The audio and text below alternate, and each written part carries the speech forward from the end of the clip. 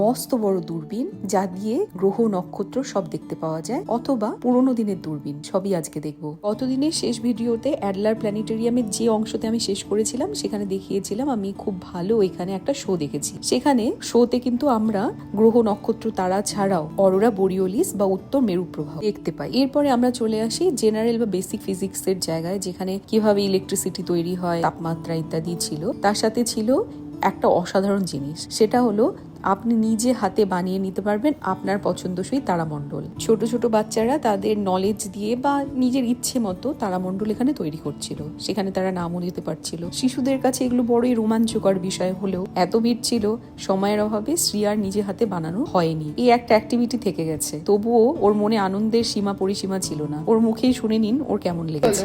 দারুণ অপূর্ব। আমরা একটা শো দেখলাম, মনে হচ্ছে আমরা সত্যি ট্রাভেল করছি স্পেসে, বাট আমরা অ্যাকচুয়ালি বসে আছি।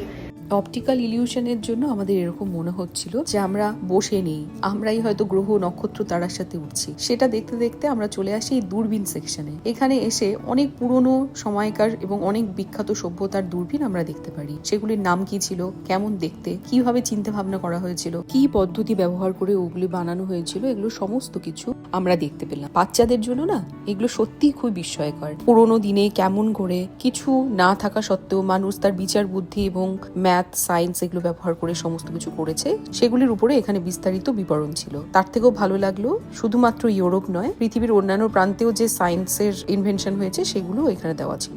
আমার সবচেয়ে বিস্ময়কর লেগেছে এই শঙ্খ বা শাক দিয়ে বানানো আর তাছাড়া মার্বেলের বানানো দূরবীন। বহু পুরনো সময় থেকেই আমরা কিভাবে সভ্যতায় আস্তে আস্তে গুটি গুটি পায়ে অগ্রগতি হয়েছি তা এখানে না আসলে সত্যি জানা যেত না। কিভাবে ছোট ছোট মাপক যন্ত্র থেকে এভাবে আমরা দূর দূরান্তর সমস্ত কিছু দেখবো তার কল্পনা করেছি, সত্যি বিস্ময়কর। ফিজিক্সের পরে আমরা জিওগ্রাফির একটা প্রান্তে চলে যাই। সময়ের অভাব ছিল, তাই জন্য খুব খুঁটে খুঁটে আমরা এটার উপরে ভিডিও বানাতে পারিনি। এরপরে আমরা চলে যাই এখানকার সব থেকে বড় টেলিস্কোপটি দেখতে। আমাদের যদিও বা এই টেলিস্কোপটি দিয়ে কোনো বাইরের কিছু দেখতে পাইনি, আমাদের ভুল ধারণা ছিল। যাওয়ার আগে আমরা ভেবেছিলাম এখান দিয়ে হয়তো আমরা বহির্বিশ্ব অথবা গ্রহ নক্ষত্র দেখতে পাবো, এমনটা কিছুই ছিল না। কিন্তু তবুও সামনে থেকে দেখতে পেয়ে ভালো লেগেছে। আমাদের এই ভিডিওটা যদি আপনাদেরও ভালো লাগে তাহলে অবশ্যই আমার চ্যানেলটির পাশে থাকবেন।